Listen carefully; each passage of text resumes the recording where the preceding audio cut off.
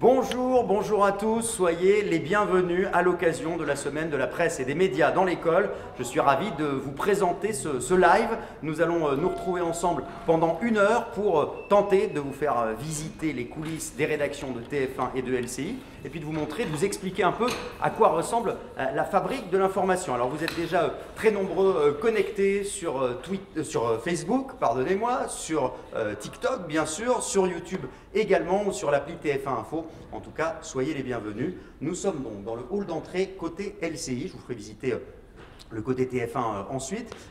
Ici, vous voyez les visages de quelques présentateurs de la chaîne. Je ne vais pas tous vous les citer parce que si j'en oublie, ils seront fâchés. Donc je vais éviter de faire des ennemis dès le début de ce live. N'hésitez pas évidemment à poser toutes les questions qui peuvent vous venir via vos professeurs, vous directement, et j'essaierai de me faire le porte-parole de toutes les questions que vous vous posez. Alors on va monter tout de suite, puisque tout se passe dans un premier temps, au premier étage, puisqu'on va aller voir le studio Info LCI. Venez. Alors il y a une émission qui est en cours, donc hop, voilà, on va monter le petit escalier.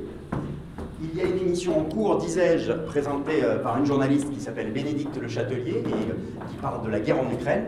Donc on ne pourra pas intervenir et lui poser des questions puisqu'a priori elle est en direct. En revanche, je pourrais vous montrer ce qui se passe en régie. Je vous montrerai un peu les coulisses et l'envers du décor. C'est pas mal. Allez, suivez-moi. On n'a pas pris l'ascenseur parce qu'on est extrêmement courageux et musclé et qu'on a peur de rester coincé surtout. Donc on préfère quand même. Alors, par ici, au bout, vous avez une partie de la rédaction pour les émissions de l'antenne. Et juste sur la gauche, hop, juste ici, ici, c'est la loge maquillage, c'est ici que les présentateurs se préparent. Bah regardez, là, il y a justement la sortie de l'antenne d'un présentateur d'LCI, Julien Arnaud, que vous voyez aussi Joker aux 20h de TF1. Bonjour Julien. Bonjour Christophe, je me déprépare, moi j'ai fini. Voilà, là, il a enlevé le maquillage. C'est pour ça qu'il a un peu changé, mais il est très bien. Et bon, ça n'a rien à voir, mais petite jambe dans le plâtre, c'est ça? Oui, bon, ça arrive. Des petites choses, voilà, des petites choses, c'est pas très grave. Donc voilà, la loge maquillage, c'est ici que tu te concentres avant un journal, c'est avant une édition. C'est toujours un moment important, le maquillage, avec Gladys, notre maquilleuse, qui est là. C'est un sas, c'est vraiment ça, quoi. C'est un sas où tu fermes la porte et où tu n'es pas encore sur le plateau. En général, il n'y a personne qui vient te déranger.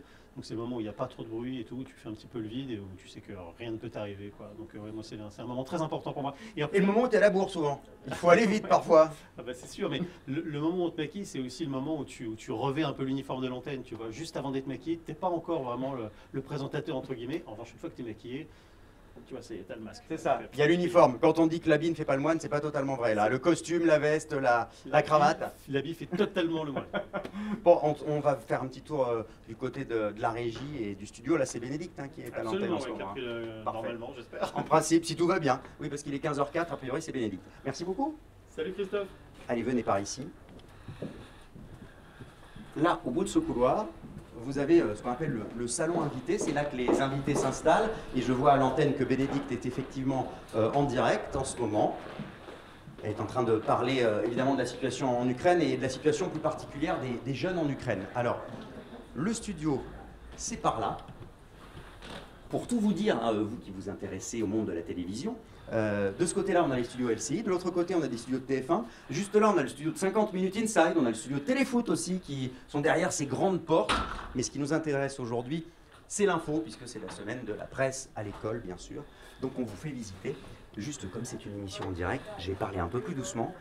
Jean-Marc qui tient la caméra, je vais te laisser aller faire un petit tour en régie pour voir un peu ce qui se passe. Et je vais essayer de vous expliquer de loin. Voilà, alors là, on entre dans la régie, vous allez voir qu'il y a énormément d'écrans dans la régie, c'est normal. Je ne sais pas à quoi servent forcément tous les écrans, mais il y en a beaucoup. C'est mieux, ça s'améliore grandement. Et là, vous voyez, tu dis quoi? on est en direct et on gère tout. Sur la droite, vous avez une grande console son. C'est ici qu'on gère un ingénieur du son qui est là, qui s'appelle William, celui qui est là avec nous aujourd'hui. Salut Will. Autour de Kiev, vous allez le voir, Kiev. Et là, avec ses petits boutons, vous voyez, il est en train de régler le son des micros de tous les intervenants à l'antenne. Aujourd'hui, selon les toutes dernières informations du Pentagone, et bien Voilà, vous on va voyez pas les déranger longtemps parce reculé qu'ils sont quand même trop directs. Qu'est-ce que tu veux faire avec côté l'instant T, les troupes russes se trouveraient Je le ferai à après. 55 Thomas. km. Là, vous voyez Diane, qui est Et ça, rédactrice c'est en Ok, chef c'est mieux adjointe. Thomas, c'est mieux, nettement mieux. Dans cette pouvez vous ville, arrêter, des là. chars Et si russes vous voulez bien, venaient on va aller faire en un petit tour direction de Kiev. juste dans la coulisse. Alors, on ne va pas intervenir sur le plateau parce que l'émission est en direct, mais on va vous montrer à quoi ça ressemble. Venez. Alors là, on est vraiment dans l'arrière du décor. Là, voyez-vous, derrière les grands écrans, tout est branché avec énormément de fils. Il y a des fils qui pendouillent partout. Là, si tu regardes par ici, là, voilà, tout est branché dans tous les coins. Alors, je vous dis, c'est le bazar, hein, les fils. Hein, c'est pas comme à la maison. Hein. Je peux vous dire qu'il y a beaucoup de fils, beaucoup d'électricité. Voilà. On va faire un petit tour et je ne fais plus de bruit. Donc là, on est au fond, on est en train de regarder ce qui se passe. Je me suis éloigné pour ne pas faire trop de bruit évidemment. Et Jean-Marc est en train de filmer à distance ce qui se passe en direct. Donc on a une chroniqueuse qui est devant la carte en train d'expliquer ce qui se passe en ce moment en Ukraine via les différentes villes, voilà les derniers événements qui concernent le conflit en Ukraine avec la ville de Kiev, etc. etc. Voilà, Jade Partouche. Et là, c'est de nouveau Bénédicte Le Châtelier qui reprend la parole et qui va poser une question à ses invités. On va faire un petit tour maintenant, si vous le voulez bien, du côté du service reportage. Je vais vous faire visiter un peu plus les couloirs. Pas qu'on fasse trop de bruit parce que c'est en direct et puis on est quand même sur une actualité qui est très sérieuse, donc on ne peut pas se permettre de perturber évidemment ce qui se passe sur ce plateau. Merci beaucoup. Voilà. Hop, merci à toi. Donc on repasse par ici. C'est un peu un labyrinthe ici, hein, donc je ne sais pas si vous arriverez à refaire un plan en sortant de cette émission, là, mais là on va monter cet escalier en colimaçon. Et je vais regarder un peu les premières questions que vous nous envoyez, parce que... Hop. Alors il y a André qui nous dit c'est génial, c'est très fascinant pour moi. Bah, écoute, merci André. Alors là, il faut tourner par ici, hein, c'est ça, on traverse par ici, par le grand couloir. Ouais. Parfait. Mais moi, je me paume, hein, vous savez. Donc là, c'est le grand couloir, la passerelle, au-dessus des plateaux. Donc d'un côté et de l'autre de cette passerelle, il y a les plateaux. Regardez, le plateau sur lequel on filmait tout à l'heure avec la présentatrice de LCI, c'est de ce côté-là.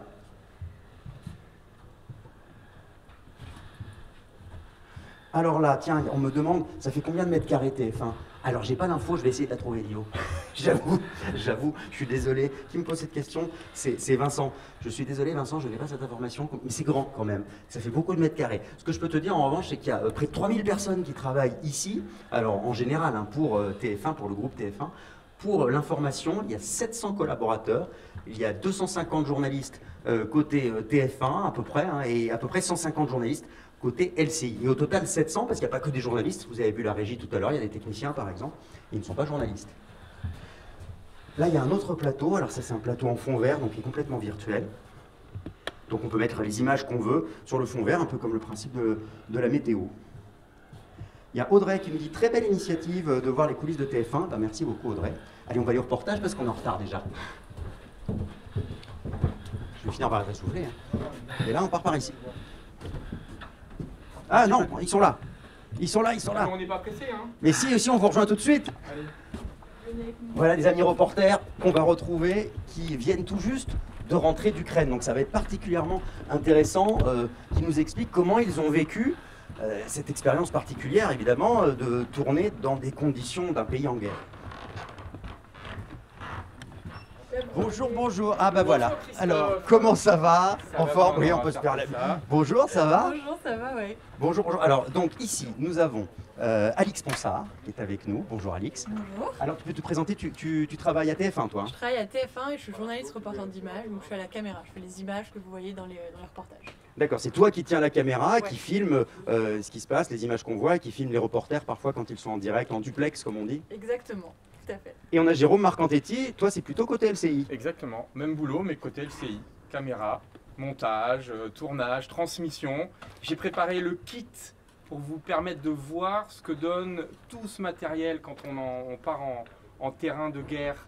Donc tu vas nous Le dire en poids. fait à quoi ressemble ta valise finalement, c'est une Ouais, grosse valise. ouais, Enfin, une grosse il n'y a pas tes valise. fringues hein, dedans. Non, sans les fringues, sans les C'est fringues. ça. Et les fringues, c'est vraiment réduit au minimum. Bon alors montre-nous à quoi ça ressemble. Montrez-nous Allez. tous les deux, on vous suit. Ah, bah. Allez hop, c'est parti. Ici, c'est ce qu'on appelle le magasin. C'est ici que tous les journalistes reporters d'images, donc ceux qu'on appelle caméramans, mais ils sont journalistes, pas simplement caméramans, mais aussi journalistes. C'est ici qu'ils viennent chercher tout leur matériel, qu'ils vont recharger les batteries des caméras, qu'ils viennent récupérer le matos de son, par exemple, ou ce genre de choses. Alors, Voilà, on nous vient au sommes bout, là. là, venez par ici. Alors on sommes là. s'installe, on s'installe. Attends, on va se mettre ailleurs. Hop, désolé, on ne dérange pas longtemps. pas hein. de souci. Non, Parce vous qu'il y a inquiétez quand même des gens qui bossent ici. Bon, alors raconte-nous, Jérôme.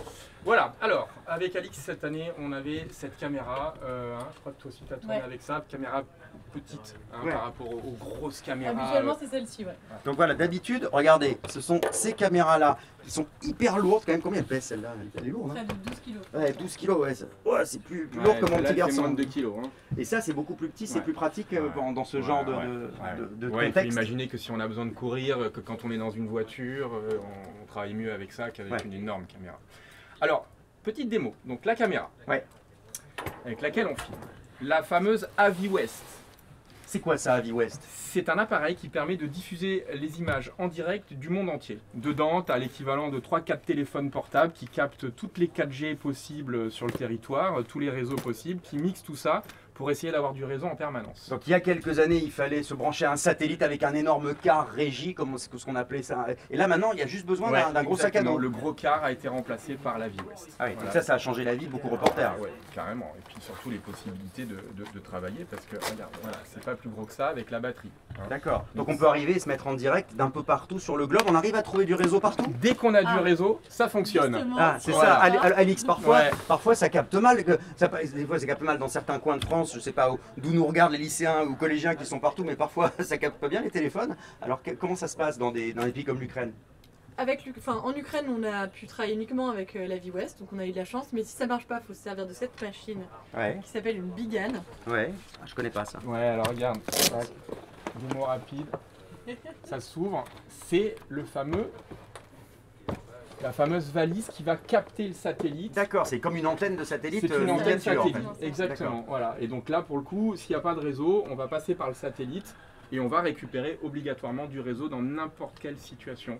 Et on va la brancher à la caméra ou à l'ordinateur pour envoyer les images. Ce qu'il faut comprendre, c'est qu'au-delà d'être des journalistes, il faut aussi avoir des compétences techniques pour ce type de métier-là, pour le coup. Ah bah, c'est clair qu'il faut aimer un peu savoir comment utiliser une caméra. Enfin, on peut toujours avoir des problèmes techniques sur le terrain, il faut savoir les résoudre. Quoi. Et oui, Donc, oui, faut parce quand qu'on est même tout seul être sur le intéressant. terrain, tu peux pas appeler la maintenance. Ils C'est sont ça. pas là. C'est ça, faut se débrouiller un peu tout seul. Alors on reçoit pas mal de questions du Ouais. coup. Là, alors voilà, il y a une question qu'on reçoit, c'est est-ce que, alors c'est marrant cette question, enfin c'est marrant, mais il y a beaucoup, c'est revenu beaucoup cette question-là.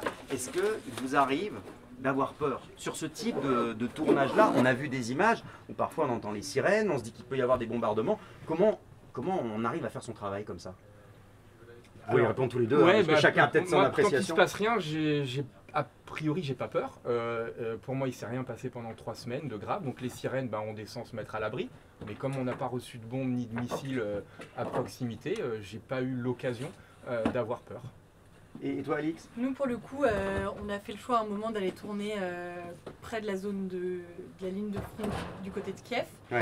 Et là, on s'est pris un tir de mortier vraiment pas très loin de nous, puisque c'était à, je crois, une quinzaine de mètres de nous. Donc on a peur, mais avant de se rendre là, on a analysé les risques, on a choisi les bonnes routes pour y aller. Enfin, on ne va jamais sur un terrain sans analyser au préalable dans quelles conditions s'y rendre pour être en sécurité le plus possible, quoi.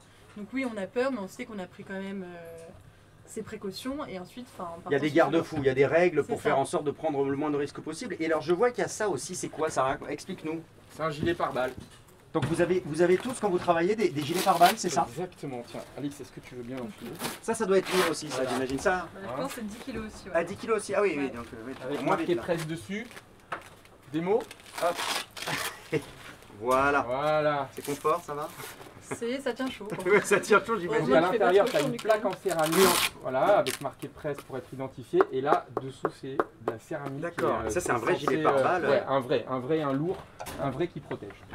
Ce qui veut dire que vous avez quand même conscience quand vous allez sur des lieux de conflit comme ça, que oui, il y a le casque aussi. Ouais, il y a le Voilà, c'est pas le travail habituel du journaliste. Vous êtes quand même dans des conditions extrêmes et très particulières. Oui, après, ils n'envoient pas des gens qui ne sont pas volontaires. Enfin, on était volontaires. Oui, et bien on sûr, sait c'est que- pas la guerre, hein, évidemment, vous c'est n'êtes ça. pas des appelés. C'est ça. Donc on sait que, en partant, on sait que ces risques existent et on accepte de les prendre en toujours prenant un max de précautions pour rester en sécurité, quoi. Ouais, il y a un facteur important que je trouve vraiment important, c'est de respecter la progression dans la prise de risque, entre guillemets. Voilà. Quand on a le temps, 24 heures, 48 heures, d'évaluer les risques, qu'on ne se retrouve pas tout de suite sous les bombes, c'est quand même beaucoup plus rassurant. Donc prendre le temps, réfléchir, analyser la Voilà, situation. ouais. Connaître les routes qui sont risquées, les endroits qui sont plus ou moins risqués, les endroits où on risque plus de se prendre une bombe ou un missile parce que c'est des endroits identifiés militaires. Voilà, il y a tous ces paramètres-là, quand on a le temps de les mesurer, et personnellement, je suis plus rassuré. Alors on reçoit pas mal de questions, il y a Maddy qui vous salue, qui dit beaucoup de courage, elle vous trouve courageux et je la comprends, je la rejoins. Est-ce que ce métier de reporter est un métier à risque, nous demande Coco. Alors d'une certaine manière oui, évidemment, on sait que ce n'est pas un métier anodin en tout cas, notamment dans des zones de conflit. Oui, c'est ce qu'on disait. Le risque zéro n'existe pas. On sait que possiblement on peut se retrouver dans des bombardements ou ce genre de choses. Après, encore une fois, on prend toutes les précautions. On n'est pas seul sur le terrain. On est avec une personne qu'on appelle un fixeur. C'est une personne locale qui va être là non seulement pour traduire, mais aussi qui a des contacts, qui connaît le terrain. Donc qui va être un peu notre qui va vous ange guider un gardien, peu, en c'est fait. ça, Ouais, votre c'est ange ça. gardien, d'accord. Donc, on est bien mieux lotis que les civils sur place qui n'ont pas tous nos équipements et qui n'ont pas cette personne de confiance, quoi. Comment on fait aussi, Jérôme, pour j'ai envie de te dire, se protéger un peu de ce qu'on peut voir, parce qu'on peut voir des choses très difficiles. Psychologiquement, c'est pas forcément évident. On voit des gens qui ont tout perdu, on peut voir des gens blessés, du sang, c'est pas rien quand même. On s'y prépare. Est-ce qu'il y a un soutien psychologique? Comment ça s'organise? Il y a un soutien psychologique si on en a besoin. TF1 est très bien équipé pour ça. C'est la cellule médicale. Il y a des lignes, des psychologues, notamment de l'hôpital Poincaré à Garches, qui sont prêts à nous recevoir si on en a besoin. Après, s'y préparer, moi je dirais que c'est l'expérience, ma longue expérience qui m'y prépare et qui fait qu'en grandissant, on prend plus de recul sur les choses. Et encore une fois, tant que les choses n'adviennent pas, elles n'adviennent pas. Ça ne sert à rien d'avoir peur en se projetant. Mais quand on a l'œil, pardon, mais dans l'œil de la caméra, on voit que finalement ce que montre la caméra, tu rates un peu ce qu'il y a autour, c'est un peu bizarre. Est-ce que ça fait comme un bouclier, je sais pas? Je peux parler que de mon cas, j'ai les mêmes émotions je pense que n'importe qui, ça m'arrive de pleurer derrière ma caméra, mais je vais pas pleurer pendant 1 heure, je vais avoir une montée d'émotions parce que je suis en train de réaliser que la personne qui est en face de moi est dans une situation malheureuse extrême. Bouclier non, parce qu'on a quand même toujours un œil, on a le deuxième œil qui est quand même regardant de tout ce qui peut se passer. Donc c'est aux aguets toujours, Toujours, on ne peut pas être dans une bulle et ne plus savoir ce qui se passe autour. Donc voilà, pour l'impression. Mais on a les mêmes émotions, enfin moi je sais que je m'interdis rien, hein, et on peut très bien travailler tout en étant dans l'émotion. Et touché par ce qui se passe. Bien sûr. Dernière petite question, parce qu'après on a rendez-vous avec Anne-Claire Coudray. C'est Vincent qui nous pose cette question, et c'est vrai que beaucoup de gens se la posent. La nuit, vous dormez où pendant la guerre? Parce que c'est vrai que vous nous montrez des villes totalement détruites, donc on imagine bien qu'il n'y a pas un Novotel qui vous reçoit avec un petit repas, etc. Comment ça se passe? Nous, pour le coup, on était basé à Kiev et on dormait dans un hôtel dans le centre-ville de Kiev qui était, au moment où on n'était pas du tout touché par les bombardements. Donc on avait de l'eau, de l'électricité. C'est pas le cas dans tous les endroits du pays. Vous, Voilà, vous étiez effectivement à Kiev, qui est la capitale et qui a été relativement préservée, en tout cas jusqu'à récemment. Mais à Mariupol, par exemple, où certaines équipes peuvent tourner, je ne sais pas où tu as tourné exactement, Jérôme. Bon, moi j'ai tourné à Odessa dans des conditions aussi faciles, avec hôtel ouvert, eau chaude, électricité, nourriture. Oui, ce serait à Liseron Boudoul qu'il faudrait demander comment ça se passe, mais effectivement là ça peut être beaucoup plus inconfortable. Et eux, je sais que donc ils sont allés à Mariupol, mais le soir ils rentrent et ils retournent du côté de Donetsk, où là il y a des hôtels. Donc il faut simplement avoir suffisamment d'essence pour pouvoir faire le chemin, et c'était aussi parfois le problème de trouver de l'essence. Ça c'est une vraie préoccupation, ça occupe pas mal de notre temps. C'est que c'est pas un tournage normal, on doit accorder du temps à la logistique, donc trouver de la nourriture, de l'eau, de l'essence. Et la sécurité évidemment. Merci beaucoup, ça a été hyper intéressant. T'as 10 secondes, je te montre le poids de tout ça. Ah oui, Regarde, oui, là, on va regarder le poids alors. Regardez, donc quand on a pris le gilet, c'est ça, ah oui, tu m'avais pas montré la valise totale, ça alors fait ça. Ça c'est la valise, donc le gilet vous l'avez vu, la bigane, le satellite vous l'avez vu, je peux pas tout mettre dedans parce qu'on n'a pas le temps, mais avec la V-West, le casque, T'as une balance là pour la poser caméra, Ouais, regarde, ça c'est une balle. Ah oui, il y a une balance. Voilà. Donc on va voir combien ça pèse. Et tout ben ça. regardez, ça fait Allez, 40 kilos, quasiment un 39. 39 kilos. Voilà. C'est pour ça que t'es super musclé Ouais, encore. exactement. Mais je suis pas encore assez musclé pour faire Ninja Warrior. Non, pas encore pour Ninja Warrior. Ça, on tourne la semaine prochaine si tu as envie. Hein. Tu vas voir. Y a pas... Je suis sûr que tu t'es bien entraîné. Merci beaucoup, Jérôme. Merci à vous. Merci, Alix. Salut. On va voir Anne-Claire Coudray maintenant pour visiter. Merci Salut. beaucoup. Ça a été très intéressant. Vraiment, merci beaucoup. Et bon courage. Vous repartez bientôt? Ouais. Ouais, ah, d'accord. Dans 15 jours, 3 Et là-bas aussi. Tu repars là-bas. Bah oui. Allez. Bah oui. Faut la couvrir cette guerre. Hein. Eh ben, courage. Merci beaucoup. Merci Jean-Marc. Merci. Merci Christophe. Ciao. Avec plaisir. Alors maintenant, nous allons voir Anne-Claire Coudray juste dans les coulisses du journal de 20h. Alors, on descend par la directe, hein, c'est ça, mais oui. Attends, il faut le badge. Je sais plus si je l'ai. Ah si, je l'ai là. Hop là. Hop, ça marche. Tu peux descendre l'escalier et on va retrouver Anne-Claire qui nous attend en bas. En principe. J'espère qu'elle est là. En principe, elle est là. Oui, elle est là, Anne-Claire. Désolé, je suis un peu en retard, on était au reportage. Anne-Claire Coudray qui est avec nous. Bonjour. On enlève le masque ou Oh pas bah écoute, moi je ne l'ai pas, donc oui, on peut enlever le masque. Bon, alors, non. Comment ça va? Bah bien, très bien. On est jeudi, je commence tout doucement à me mettre dans ma semaine. Alors c'est ça qu'il faut comprendre, c'est que même si tu ne travailles entre guillemets que le samedi et le dimanche à l'antenne, Le bah, vendredi soir. oui le vendredi soir, pardon, évidemment le vendredi soir, ça commence avant. Il faut se tenir au courant tout le temps de toute façon. Alors ça commence bien avant et puis on a toujours des choses à préparer. Moi généralement le jeudi après-midi j'enregistre en plus mes plateaux sur reportage découverte, grand reportage. Ouais, le lancement de Qui sont reportage. diffusés, Ouais. voilà. Parce qu'évidemment on ne peut pas rester en plateau jusqu'à 17h, ce serait inhumain pour mes copains de la régie et pour moi-même. Et donc du coup on a toujours des choses à faire. Mais là aujourd'hui là, je me suis libérée pour C'est la gentil. semaine de la presse. Alors Et donc, faut ici, expliquer c'est quoi alors, ici là. Ici, c'est un lieu, c'est un sanctuaire. Plus on se rapproche de l'antenne et plus cet endroit est réservé vraiment à ceux qui ont quelque chose à y faire. On doit montrer patte blanche, on a un badge, parce que c'est ce qu'on appelle la salle de fabrication. Alors, nous, les C'est un peu la cabine de organisateurs, pilotage, c'est ça. alors, en télévision, si vous voulez, dans le monde aujourd'hui, on s'envoie des mails. En télévision, 1 heure avant le journal, il faut qu'on se parle et qu'on puisse se hurler dessus d'un bout à l'autre du couloir pour se demander si le reportage est prêt, si tout est bien en place, etc. Vous voyez des gens courir partout.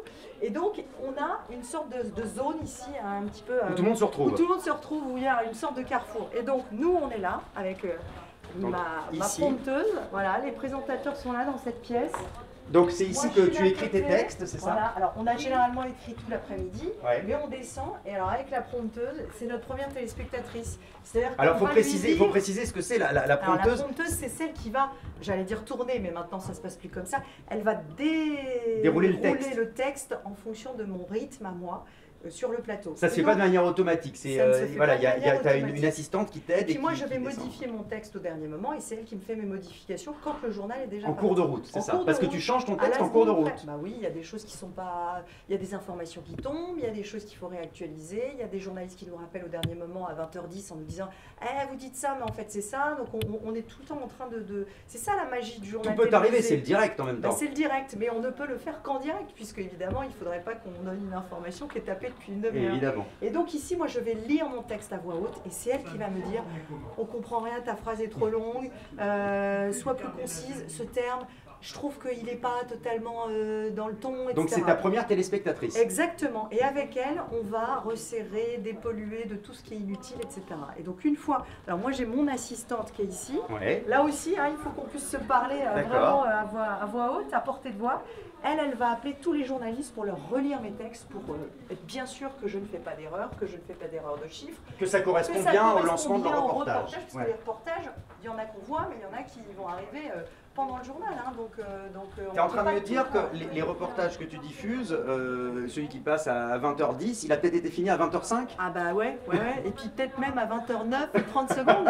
Non, À l'arrache, vraiment. quelquefois, moi je suis déjà dans les titres à l'antenne. Bonjour. Et on me dit, bah, je suis pas sûre d'avoir le premier reportage, Anne-Claire, prépare-toi à envoyer le deuxième, etc. Donc oui, un journal télévisé, c'est un petit miracle. Alors, le miracle se produit tous les soirs et tous les midis, donc on se dit qu'on a une bonne machine, mais c'est vrai qu'à chaque fois, on se dit, waouh, on l'a échappé belle.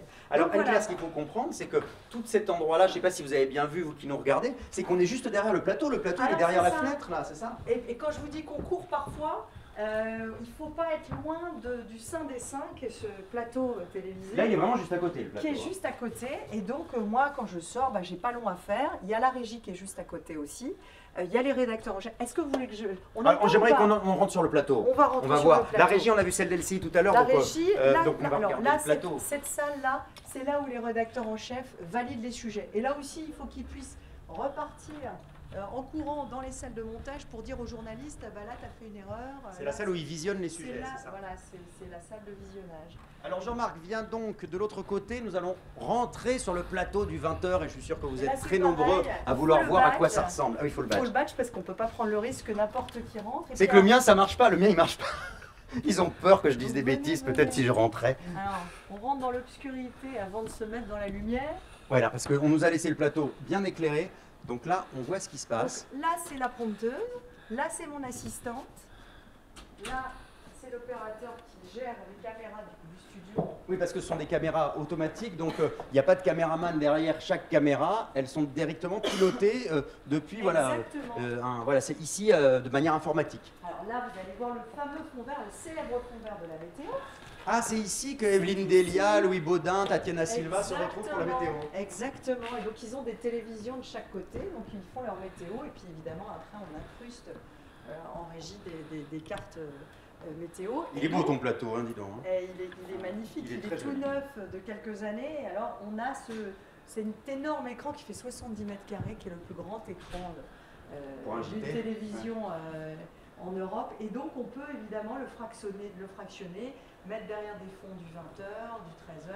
Un immense mur d'images, donc tu as des illustrations, quand tu parles de la guerre en Ukraine par exemple, tu as des illustrations, des photos. Des photos, des images, des mots, des phrases, etc. On peut mettre tout ce qu'on veut. L'idée c'est d'être le plus clair, le plus pédago possible finalement. L'idée en fait c'est d'accompagner ce que moi je peux dire par d'autres vecteurs d'information qui vont faire que les téléspectateurs sans s'en rendre compte finalement vont recevoir une information très complète.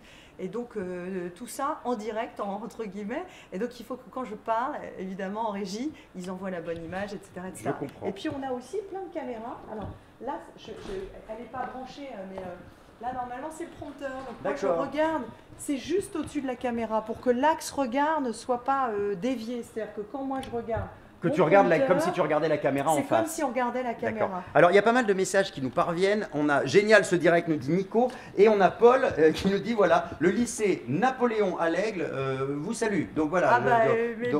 Bienvenue dans ce Facebook. Là, comment sont décidés les sujets du journal? C'est une question qui m'arrive de Facebook. Ils sont décidés le matin. On arrive tous, rédacteurs en chef, chef de service, journalistes, et puis on met sur la table, c'est le cas de le dire, tout ce qu'on a entendu. Vu dans les journaux de la veille. On a aussi un abonnement aux télévisions internationales, donc on a aussi une source d'images qui nous arrive de l'extérieur. Les journalistes, les envoyés spéciaux, par exemple en Ukraine, qui vous disent ce qu'ils ont. Nous envoient des idées, nous disent tiens j'ai tourné ça tel angle de sujet, tel angle de reportage pourrait être intéressant. Et on se dit voilà, comment est-ce qu'on peut avancer par rapport à la veille et comment est-ce qu'on peut apporter des choses aux téléspectateurs. Qu'est-ce qu'on n'a pas encore expliqué, un point historique sur l'Ukraine par exemple, ou un portrait. Et donc, du coup, on organise notre journal comme ça. Vous allez voir ça avec Gilles Boulot tout à l'heure. Ouais. Et puis, on range notre chambre. Gilles Boulot va nous expliquer ça dans quelques logique. Minutes. Dernière petite question. Franchement, t'as jamais le trac avant le journal en me disant il y a quoi 5, 6, 7 millions de personnes qui sont devant leur télé en attendant que tu dises bonjour? Si, mais en fait, je suis arrivée à un stade de ma carrière où j'ai envie de les retrouver. J'ai hâte de les retrouver, surtout quand on a des bons reportages, etc., qu'on est porté. Et puis, c'est comme tous les métiers, évidemment. Au début, je me disais, je vais jamais y arriver. Le générique part, et puis de toute façon. Je suis pas prête, c'est horrible. Et puis aujourd'hui, non, c'est comme tout travail, en fait. Au bout d'un moment, ça devient votre travail. Et donc, vous débarrassez de tout le stress. Après, donc un peu de pression, mais pas de trac. Voilà. Non, de la concentration. On se rend compte quand même que quand on est en direct et quand on est, on doit donner 2000% de soi-même pendant une demi-heure. Si on n'est pas concentré, si on n'est pas totalement là, si on est contrarié par quelque chose, c'est là qu'on va se planter. Et ça peut aller très vite en direct. Vous pouvez vraiment. Il ne faut pas commettre d'erreur. Bien sûr. Ça peut vite avoir des conséquences dramatiques. Alors on va montrer maintenant quelque chose qui va beaucoup t'intéresser, qui vous intéresse tous beaucoup. C'est tout ce qu'on appelle la vidéographie vidéographie, les cartes notamment, les animations en 3 dimensions. Ouais. C'est Damien Ferrero qu'on va retrouver là-bas. Merci beaucoup. Ah bah oui, bah c'est vrai que tu en oui, utilises souvent de ces animations en 3D, c'est L'infographie formidable. nous a révolutionné le journal télévisé. Et On ouais. peut montrer aujourd'hui ce qui n'existait pas, ce qui n'existe pas encore. Ça, c'est magique. Et l'idée, c'est de faire mieux comprendre. Merci beaucoup, Eh Anne-Claire. ben, On merci te à suivra vous. bien sûr demain soir, hein, vendredi soir, samedi et dimanche, midi Je et vous soir. attends. C'est chez vous ici. Merci beaucoup, Anne-Claire. Merci. Alors, je vous le disais, on va jeter un coup d'œil rapide à la vidéographie.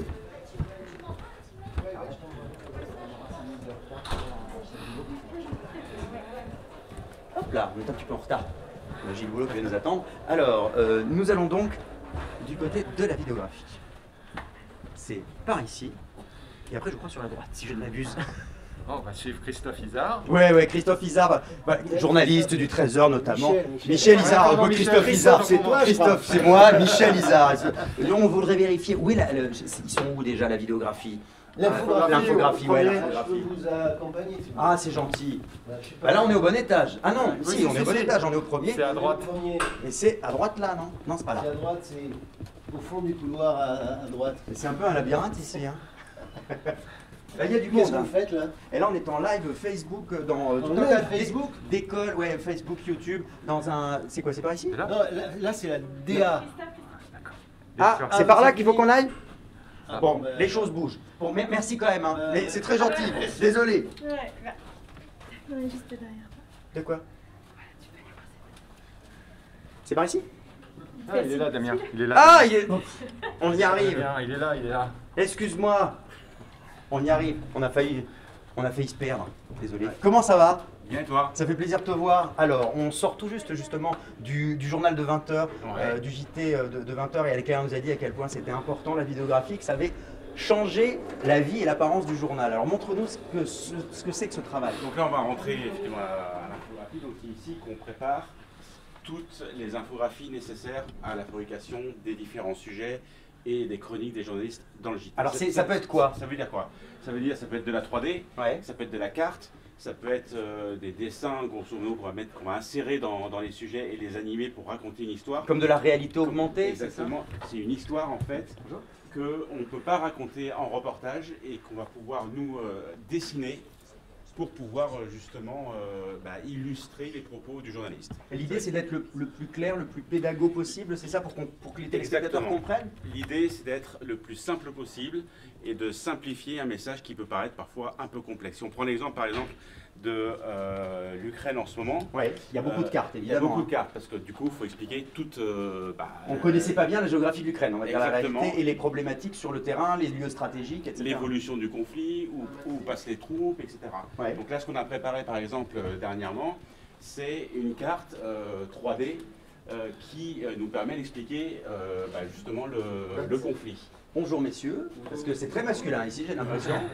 Oui, il n'y a que des garçons. Bon. Mais il y a aussi des graphistes filles, mais là ils ne sont pas là.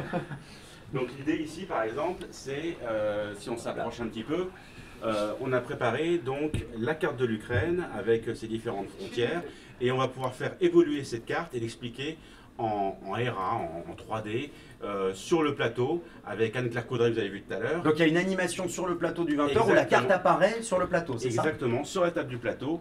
Et donc après, nous, on peut faire évoluer l'avancée des troupes russes, le recul des troupes russes.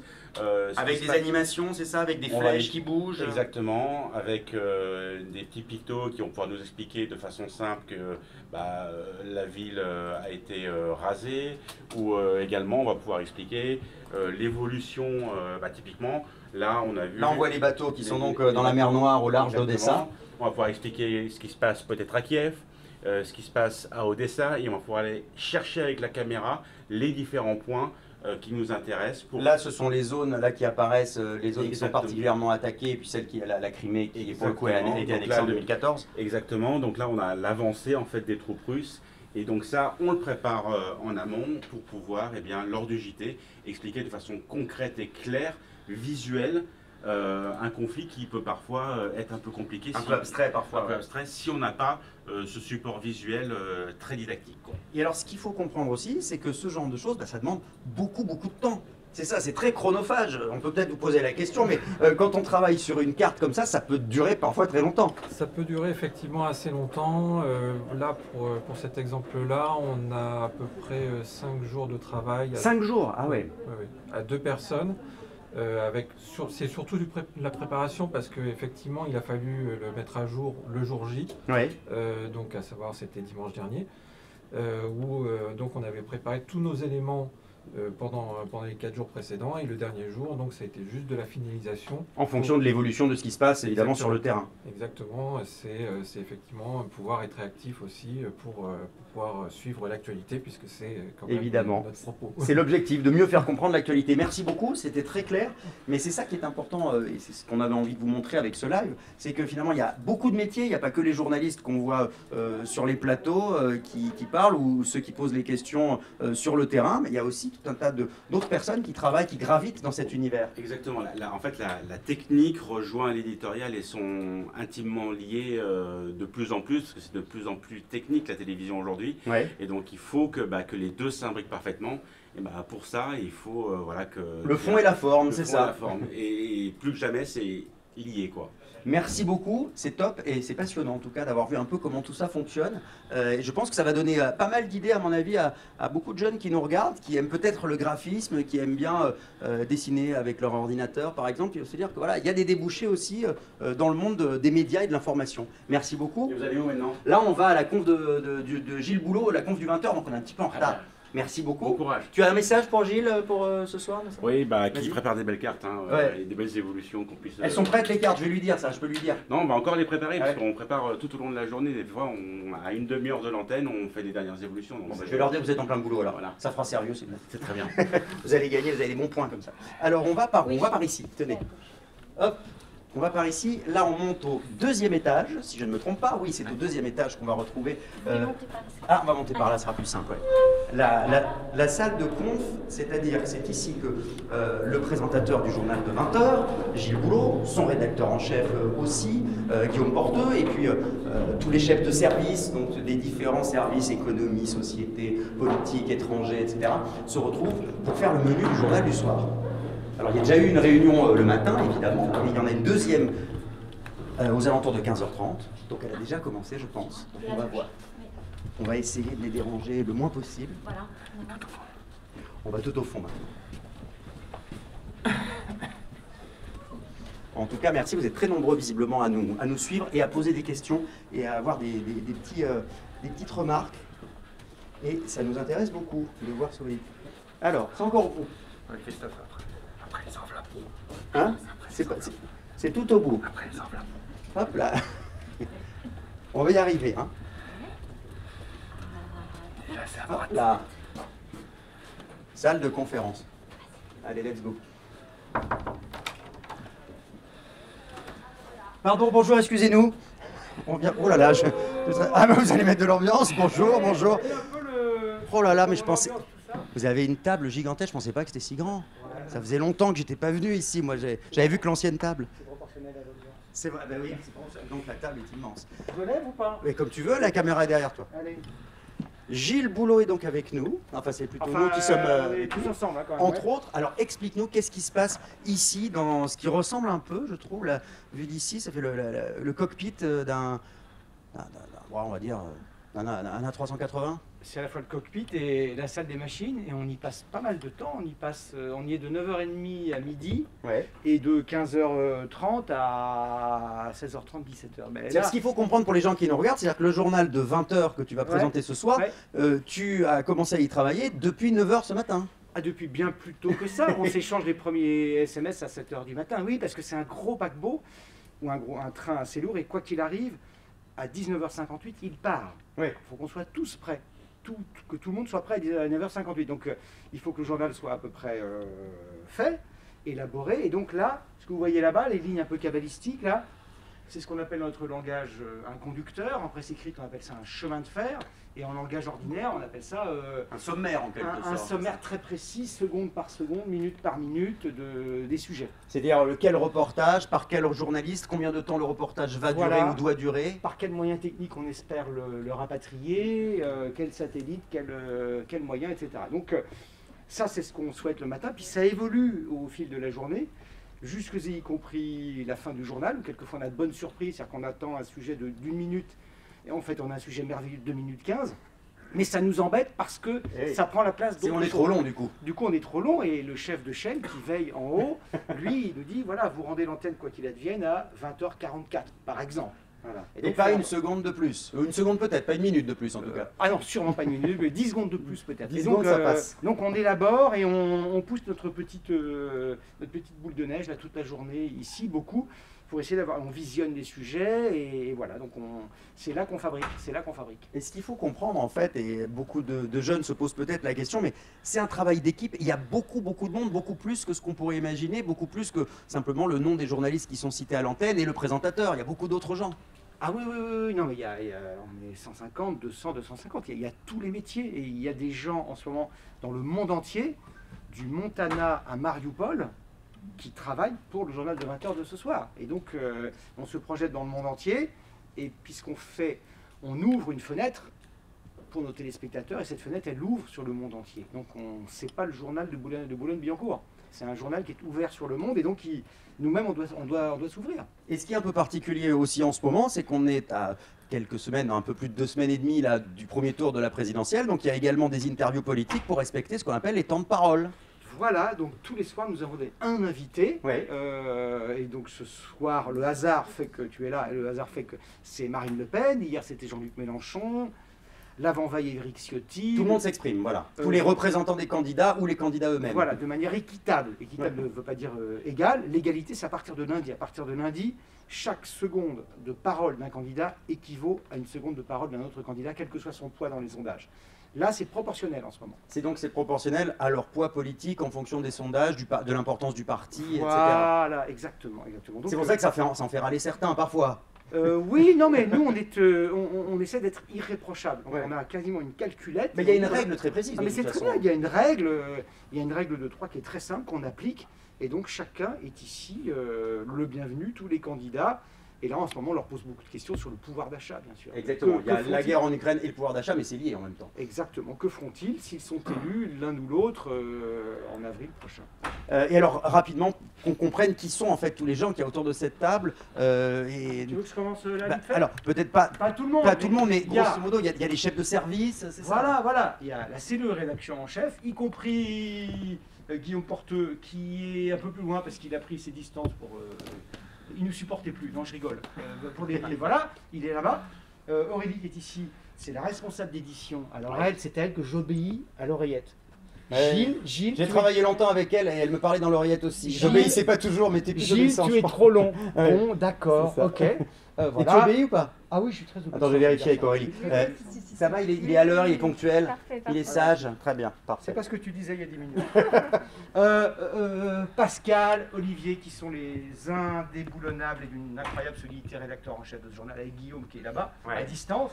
Et puis donc tu as les chefs de service, tu as l'infographie, tu as le montage, tu as le planning des JRI, il y a l'habillage du journal, la réalisation du journal, il y a tout.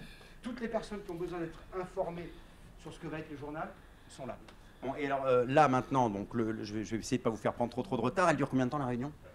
Moi, quoi qu'il général, advienne, à 16h30, je redescends. Parce qu'avec mes petits bras musclés et mon habitude de taper, tic, je vais faire les textes. Voilà, parce qu'il faut bien comprendre, vous qui nous regardez, que les présentateurs, parfois vous nous posez cette question, est-ce que c'est vous qui écrivez les textes?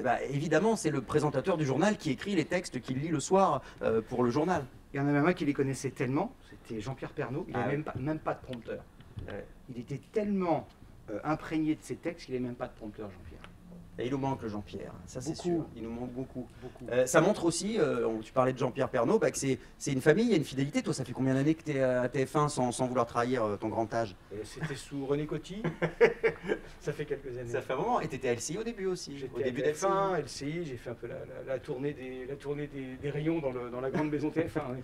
Voilà la fidélité récompensée, puisqu'il maintenant il est à la tête du paquebot. Bon, voilà. On te laisse tranquille, on va aller... Oui, parce que là, je te laisse travailler, bien sûr. Excusez-nous, on va aller voir Benjamin Dard qui va nous expliquer à quel point c'est important de pouvoir vérifier les informations. Et ça, c'est très important. Exactement. Bon, bonne journée à vous. Et nous, on retourne dans la salle. On vous laisse bosser, on regarde le 20h ce soir. C'est quoi l'ouverture ce soir, on sait ou pas encore? Aurélie. On peut pas trop de aussi. Ah oui, non, on ne peut pas dévoiler. Par rapport à la concurrence qui nous regarde peut-être. La cueillette des olives en Haute-Provence. D'accord. Quel escroc. Bon, c'est pas crédible du tout, mais c'était très sympa quand même. Allez, à plus. À bientôt, merci beaucoup. Ciao, au revoir les garçons. Merci, désolé de notre petite interruption. Voilà, on vous laisse travailler. Hop. Et maintenant, on va donc se rendre, si je ne me trompe pas, au deuxième étage. Ah non, c'est au même étage, parce qu'on est au deuxième là. C'est ça, je suis perdu moi. Et on va aller voir Benjamin Dard. Je vous explique qui est Benjamin. Il s'occupe du service des vérificateurs, la vérification de l'info, la vérification des images. Ça vous dit peut-être rien comme ça, vous allez comprendre à quel point c'est important. Alors, en principe, on va le retrouver par là, Benjamin. Ah, mais il est là.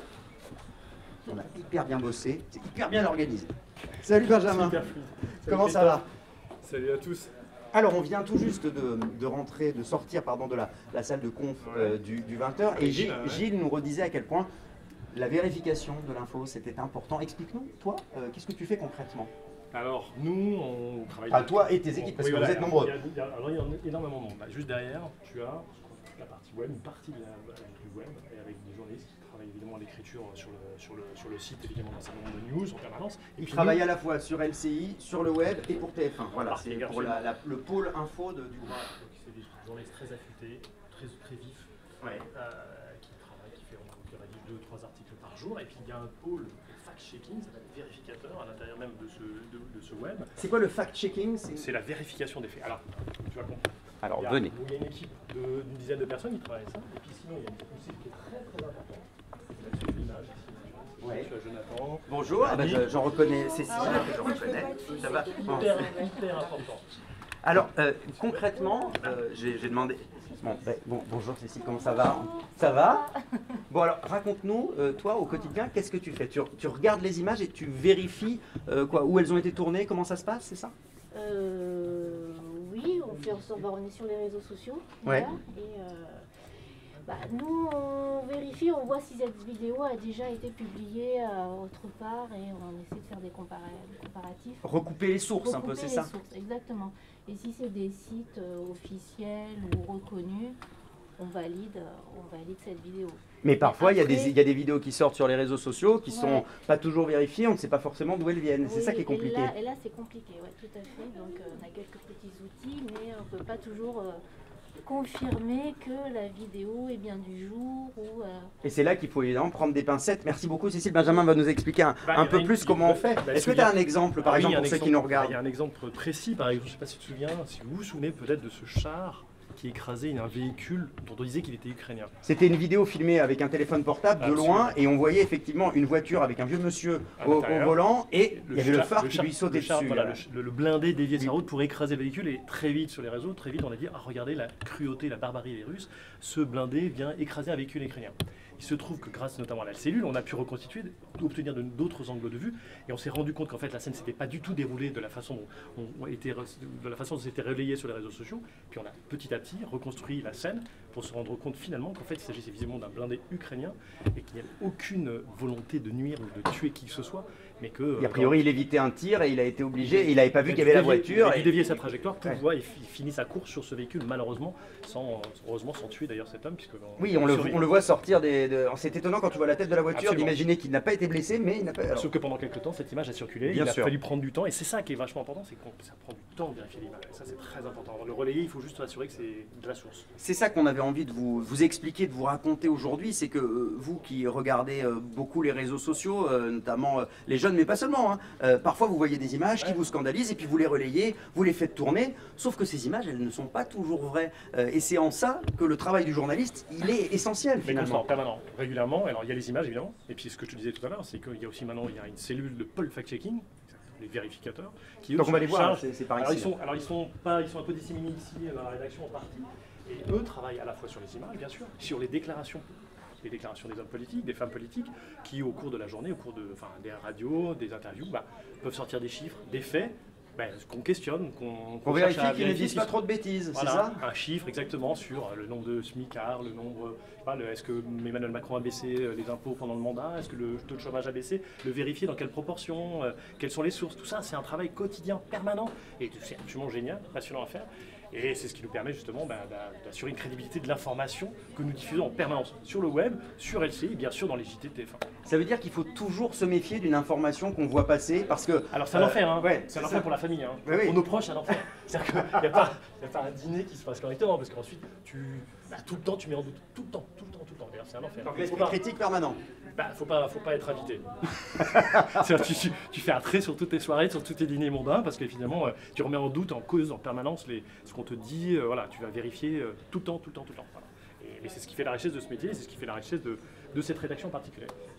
En l'occurrence, les fake news, c'est aussi ça qui pollue un peu les choses. Alors il y a beaucoup de jeunes qui s'informent essentiellement sur le web et qui regardent peut-être un peu moins nos chaînes d'infos en continu ou les grands rendez-vous du 20h ou du 13h. Mais du coup, il faut bien leur dire à tous ces jeunes qu'il faut quand même s'informer via des réseaux ou des sources qui sont fiables. Et on ne le voit pas toujours, on ne sait pas toujours finalement. Quand on regarde un site, il a l'air fiable, il a l'air crédible et il ne l'est pas toujours. Mais c'est pour ça que nous aussi on essaye, et c'est normal de s'adresser à ces nouveaux canaux, enfin si j'ose dire, en tout cas Insta, TikTok, etc. Effectivement en diffusant des formats vidéo sur un certain nombre de sujets très particuliers. En 50 secondes, on essaye d'expliquer comment tel sujet, notamment par exemple, on a parlé à un moment donné d'un logiciel de comptage de vote électronique qui pourrait truquer les élections. Ça a beaucoup circulé sur Internet, ça. Bon, on a essayé de... C'était une fake news. On a essayé de débunker, ce qu'on appelle débunker, c'est-à-dire déconstruire cette information pour montrer que c'était totalement infondé. Voilà, en permanence, par exemple, il y a un certain candidat à l'élection présidentielle qui a assuré avec fermeté que nous étions, par exemple, nous, la France, on versait plus d'argent à l'Europe qu'on en recevait. Il parlait de 10 milliards d'euros. Bon, c'est faux. C'est un chiffre qu'il faisait circuler, c'est un chiffre qui est faux. Voilà, il faut prendre le temps de déconstruire, le débunker, ça prend du temps. Donc c'est pour ça que j'interpelle ceux qui nous regardent, ceux qui nous écoutent. Il faut en profiter, là, ils sont nombreux, il y a beaucoup de classes qui nous regardent. Il faut se méfier de ce que disent les uns les autres. Quand je dis méfier dans le bon sens du terme, il ne s'agit pas d'être sceptique, perplexe. Il ne faut pas tout prendre pour argent comptant. Voilà. Et surtout de ne pas relayer tant qu'on n'est pas soi-même sûr ou certain de ce que l'on se apprête à relayer. Est-ce que ça veut dire qu'on peut forcément faire confiance à un journaliste? Ça, c'est une question difficile, vous avez 2 heures. 2 minutes. 2 minutes.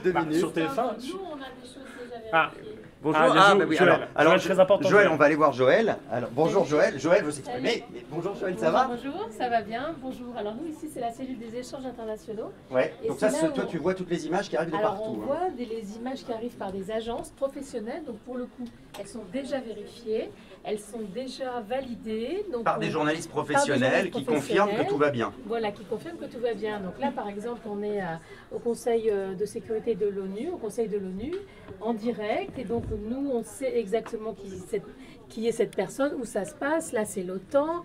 Là, c'est la sortie d'un des conseils d'aujourd'hui, parce qu'il y a beaucoup de réunions importantes. C'est-à-dire que, pardon, mais toutes les chaînes ou les agences de presse du monde entier se partagent les images? C'est un peu ça, c'est un grand partage? C'est qu'on est abonné de certaines sources, de certaines agences professionnelles. Il y a AFP-TV, il y a EPTN, il y en a d'autres, il y a Reuters, il y a l'Eurovision qui, eux, s'échangent des images. Mais en tout cas, nous sommes des clients et on fait confiance à ces gens-là qui ont un réseau de journalistes dans le monde entier, de reporters sur le terrain. Et c'est la raison pour laquelle, souvent, on me dit « mais je ne comprends pas, on voit la même chose, la même image. S'il y a un train déraille en Chine, pourquoi on voit la même image sur toutes les chaînes ?» C'est parce que nous sommes abonnés à des chaînes, à des agences professionnelles. Et qu'il n'y avait qu'une caméra qui a filmé ce qui s'est passé. Et du coup, cette image-là, elle peut être diffusée dans le monde entier. Voilà. Merci beaucoup, c'était très clair. Nous avons pu en savoir un petit peu plus. Merci à toi. Benjamin, tu avais une dernière petite chose à nous dire? Où allez-vous à présent? On a rendez-vous avec le grand patron Thierry Tuillier. Mais vas-y, alors est-ce qu'on peut faire confiance aux journalistes? Oui, voilà. De TF1, en tout cas, je m'engage. Voilà. Et LCI aussi. Ça va de soi, c'est pour TF1. En tout cas, voilà, T'as intérêt. Merci beaucoup. Merci Benjamin. Bonne poursuite. Merci à toi. À bientôt. À très vite. Bon, alors, venez avec nous. On va vous faire rencontrer le grand Manitou. Ça ne rigole pas, parce qu'il est sympa quand même. Il s'appelle Thierry Tuillier, c'est le directeur du pôle information du groupe TF1. Donc voilà, c'est un poste de direction très important. Il faut aller au 3e étage. Donc, ah oui, il y a l'escalier là. Voilà. On va monter par ici. Tenez, je vous tiens la porte, allez-y. Donc, hop là. On va aller, ensuite ce sera au bout du couloir, si je ne me trompe pas. Vous devez vous dire que c'est un labyrinthe. Eh bien, vous avez raison, c'est un labyrinthe. Et là, À droite. hop là, où est-ce qu'on est? Ah ben oui, on est là.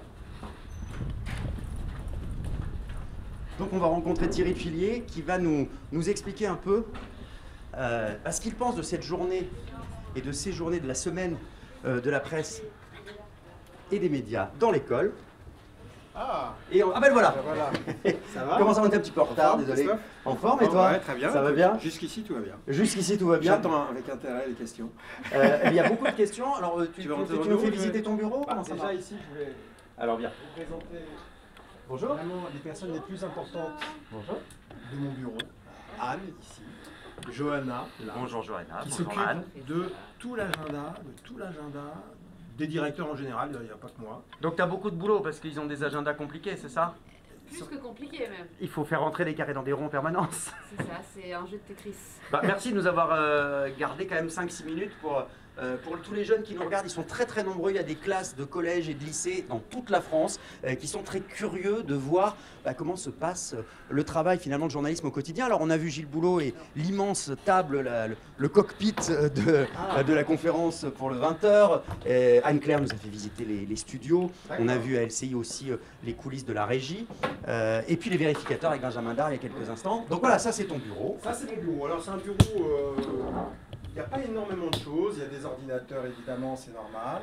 J'ai quelques papiers importants. Par exemple, c'est à peu près dans ce bureau qu'on essaye d'imaginer le prime du 14 mars. Là, on a reçu les 8 candidats, les invitations des différents candidats. Donc voilà, j'écris quelques notes, pas beaucoup, puis ensuite je les partage avec les équipes. C'est un travail d'équipe, c'est ça qu'il faut comprendre. C'est un immense travail d'équipe. Rien ne peut sortir d'un seul cerveau, c'est pas possible. Et moi, ce que j'adore, et c'est ça le travail aussi d'un patron de rédac, c'est de réunir ces équipes et puis d'échanger, parce qu'on est toujours plus intelligent à plusieurs que seul. Donc même quand on n'est pas d'accord, c'est pas grave. Il y a de la confrontation d'idées, il y a des convictions aussi, des envies éditoriales, comme on dit, la façon de traiter l'information. Et ça se discute. Il y a de la hiérarchie bien sûr, mais ça se discute. C'est très important. D'ailleurs, avant d'être patron et puis journaliste, on est des confrères, puisqu'on est tous des journalistes. Et ça, c'est très important parce que... C'est une histoire d'état d'esprit? Bah oui, c'est un état d'esprit, ça veut dire qu'on est un peu compagnon, quoi. Donc on parle de choses, et puis ensuite on valide, on invalide, on choisit. Et puis après, de temps en temps, en effet, je suis obligé de décider, de trancher.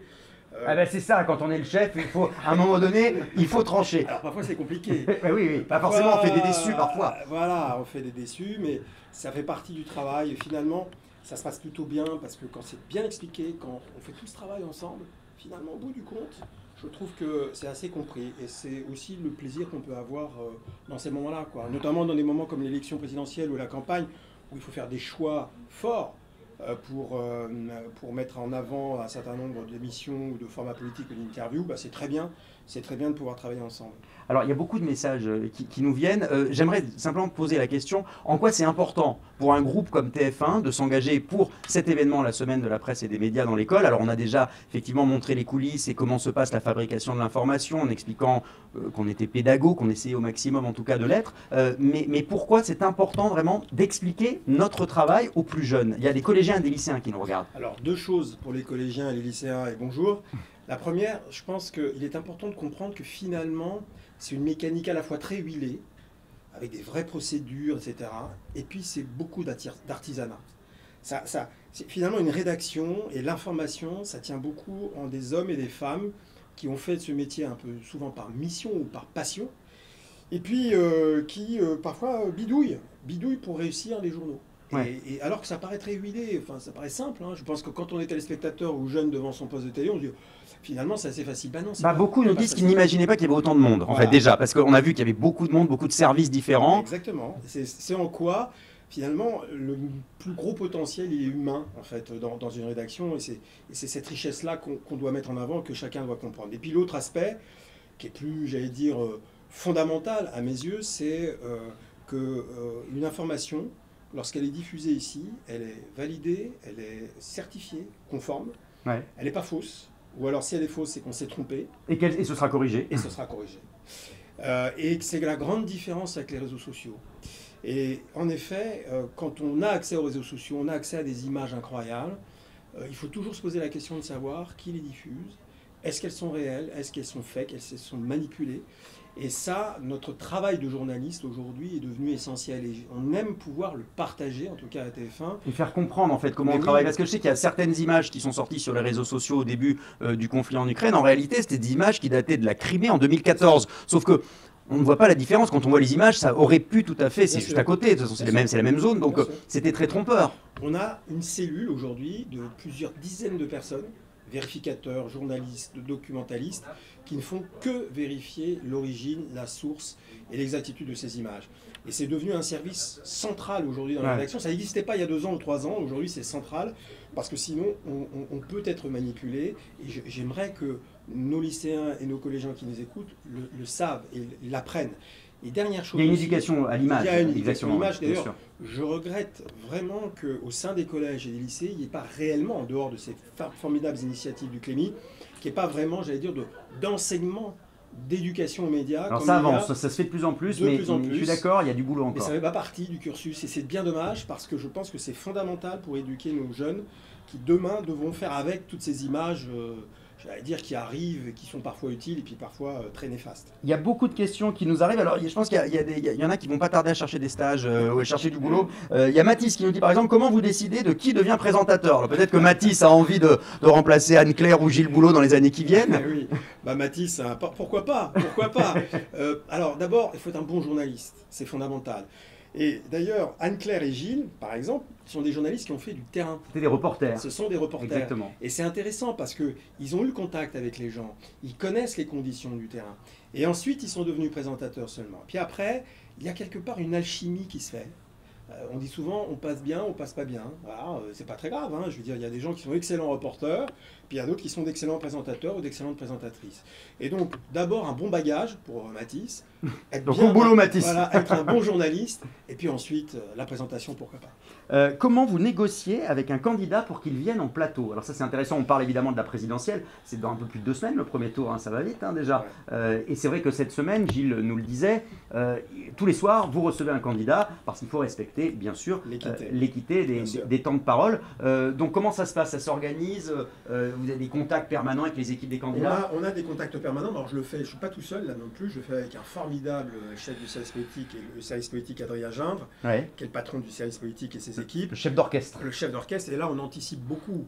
Finalement, ce qui arrive aujourd'hui a été négocié il y a 2 mois, il y a 3 mois, parce qu'on voit les staffs, on discute avec les candidats, on propose des dates. En fonction de leur disponibilité aussi, parce qu'ils peuvent avoir des meetings prévus, ils peuvent être en province, sur d'autres chaînes aussi, donc ça s'organise. De nos propositions aussi d'émissions particulières, quand on a fait le prime du 14 mars, qui est un prime qu'on n'a jamais vu, où on les met debout au milieu de 300 spectateurs. Avec un décor un peu de ring. Un peu, moi j'appelle l'Agora. Moi j'ai trouvé un peu ring de boxe, ma perso. Bon, en tout cas, c'était l'idée qu'il fallait mettre de l'énergie, du rythme. Bien sûr. Bon, il a fallu le présenter, ce projet. On ne l'a pas présenté la veille pour le lendemain. Donc, c'est des négociations assez fines. Je dois reconnaître que ce soit sur LCI ou sur TF1, on est toujours très bien accueillis par les candidats, de quelque bord que ce soit, parce que TF1 est une référence. Bon, en tout cas, ce qui est sûr, c'est que pour tous les jeunes qui nous regardent, ce qu'il faut comprendre, c'est que, alors, il y a des centaines de personnes qui travaillent au pôle info du groupe TF1. Je crois qu'il y a plus de 600 personnes, mais il n'y a pas que des journalistes. C'est ça qu'il faut comprendre. Il y a plein de métiers possibles et différents. On a vu des graphistes tout à l'heure. Il y a plein de possibilités pour un jeune de s'épanouir dans la rédaction de TF1. Vous citiez les graphistes. Ouais. Les graphistes, c'est un poste très important, très demandé. Et donc, si on va dans des écoles de graphisme, aujourd'hui, il y a beaucoup de demandes. Il n'y a pas de chômage dans les écoles de graphisme. Les Français s'exportent même beaucoup parce qu'ils ont un savoir-faire. Généralement, ils ont du travail dès qu'ils sortent, on va les chercher. Sans aucun problème. Parmi les journalistes, il y a aussi les JRI, ce qu'on appelle les JRI, ce sont les caméramans. On les a vus tout à l'heure, on a vu 2 caméramans, enfin 2 JRI qui rentraient d'Ukraine, Alix Ponsard et Jérôme Marcantetti, qui nous ont raconté comment ça se passait sur le terrain. On a des monteurs, c'est-à-dire ceux qui montent les sujets. Parfois, d'ailleurs, on peut être JRI et monteur, on peut être même ce qu'on appelle chez nous les rédacteurs et monteurs, c'est possible. Donc voilà, il y a des multiplicités, puis il y a des réalisateurs par exemple. Les réalisateurs, on les oublie, ce sont ceux qui font, qui font la réalisation des journaux télévisés. Alors ce ne sont pas des journalistes, mais quelque part ils écrivent avec nous le journal de 13h et de 20h. Et plein de métiers, vous avez les scripts, enfin il y a une multitude, c'est pas seulement être présentateur ou être présentatrice, c'est toute une série de métiers, encore une fois, chacun a son importance à un moment clé de la journée. Et donc, c'est une multitude de possibilités pour les collégiens et lycéens que ça intéresse, honnêtement. Et alors pour conclure, qu'est-ce que tu dirais aux jeunes qui nous regardent, qui ont peut-être un peu perdu l'habitude des grands rendez-vous d'information, télé en tout cas, alors ils continuent beaucoup de suivre sur les réseaux sociaux, tu leur dirais quoi? Qu'on a toujours besoin de ces professionnels de l'information? Ça c'est sûr, je ne vais pas dire le contraire, on a besoin des journalistes parce que ce sont eux qui donnent finalement une information vérifiée. Et une information vérifiée, c'est fondamental dans nos sociétés où tout le monde manipule tout le monde. Et je pense que, voilà, je voudrais qu'ils soient convaincus que les journalistes, alors de TF1, de LCI bien sûr, mais j'allais dire les journalistes en général, ils veulent faire bien leur métier. Et donc quand ils délivrent une information, cette information, elle est bonne. Et c'est important de compter sur ces métiers-là pour, j'allais dire, faire vivre le débat, la démocratie, faire connaître aussi ce qui se passe au-delà de nos frontières. On a vu sur l'Ukraine, très important, pour nous ouvrir les yeux sur ce qui se passe dans le monde et ses enjeux. Et alors justement, Paul, pour terminer, il me disait, vous faites aussi de l'info sur les réseaux sociaux. Il nous demande, oui, bien sûr, il y a le site de TF1, voilà, TF1 News, TF1 Info, pardon. Et on a beaucoup investi justement dans les réseaux sociaux grâce à des journalistes de l'antenne. C'est des journalistes de l'antenne. Par exemple, nos journalistes, je crois que FX Ménage, François-Xavier Ménage est intervenu ce matin depuis Kiev. Il nous envoie des vidéos pour les réseaux sociaux. Et donc, on cumule aujourd'hui, on est assez polyvalent, on est capable de faire du reportage dans le 20h ou le 13h, et puis d'être présent sur les réseaux sociaux avec les mêmes journalistes. Et ça, c'est une des grandes forces de TF1. Alors, ce qui est un peu particulier aujourd'hui, c'est qu'il n'y a pas que vous qui nous regardez, mais on a plein de jeunes qui sont dans la chaîne, qui se sont baladés toute la journée. Ouais, c'est sympa. Moi, j'adore.